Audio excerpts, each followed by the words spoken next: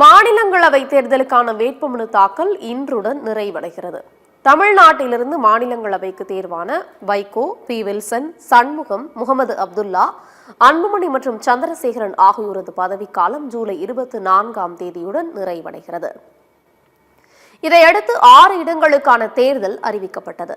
திமுக சார்பில் மக்கள் நீதி மய்யம் கட்சியின் தலைவர் கமல்ஹாசன், பி. வில்சன், கவிஞர் சல்மா, சிவலிங்கம் ஆகியோரும், அதிமுக சார்பில் தனபால், ஐஎஸ் இன்பதுரை ஆகியோரும் அறிவிக்கப்பட்டனர். கடந்த 2ஆம் தேதி வேட்புமனு தாக்கல் தொடங்கியது. முதல் நாளில் பத்மராஜன் உள்ளிட்ட 2 சுயேட்சைகள் மனு தாக்கல் செய்தனர். கடந்த 6ஆம் தேதி திமுக வேட்பாளர்களான கமல்ஹாசன், பி. வில்சன், கவிஞர் சல்மா, எஸ்.ஆர். சிவலிங்கம் ஆகியோர் மனு தாக்கல் செய்தனர்.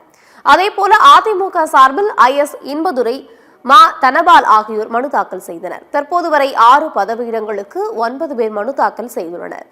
இன்று மனு தாக்கல் நிறைவடைவதுடன் நாளை மனுக்கள் மறுபரிசீலனை நடைபெறுகிறது.